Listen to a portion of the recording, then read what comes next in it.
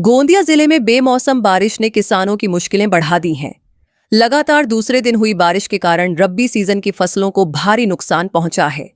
गोंदिया जिले में आज फिर बेमौसम बारिश हुई। अचानक बदले मौसम के चलते किसान एक बार फिर संकट में आ गए हैं।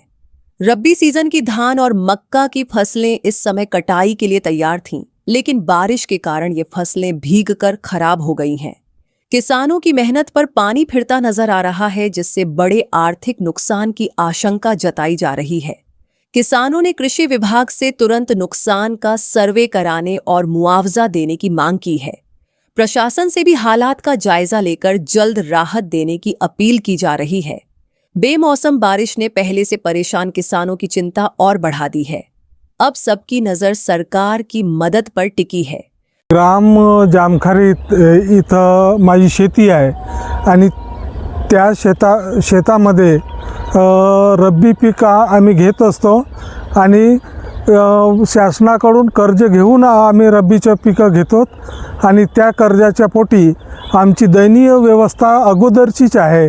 आणि या जामखारी परिसरामध्ये आणि नांगठोला परिसरामध्ये 3 ते 4च्या दरम्यान मोठं असं वादळ आलं। वादळाच्या बरोबर ते गार पडल्या आणि आमच्या शेताचं सर्व नासाडी झालेली आहे।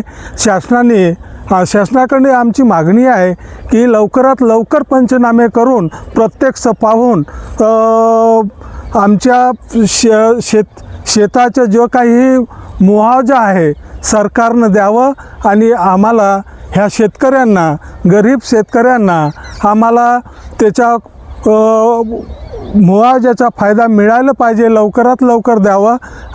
माझी 4 एकर शेती असून 4 एकर शेतीत उन्हाळी धान मी लावलेलं होतं आणि पूर्ण धानाचा नुकसान 98% नुकसान झालेलं आहे। जवळजवळ माझ्या मते 3 लाखाच्या तरी माझं नुकसान झालेलं आहे। व मला शासनाला ही विनंती आहे की लवकरात लवकर पंचनामा करून मला पंचनामा करून शासनातर्फे मला काहीतरी भरपाई देण्यात यावी। माझ्याकडे 2.5 एकर शेती आहे।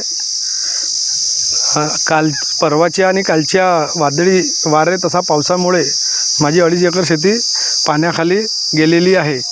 त्यापासून धान कोंब आलेले आहेत, धानाले पाण्यामध्ये साचल्यामुळे आणि पूर्ण पडलेली आहे, धान पूर्ण नासाडी झाली आहे धानाची।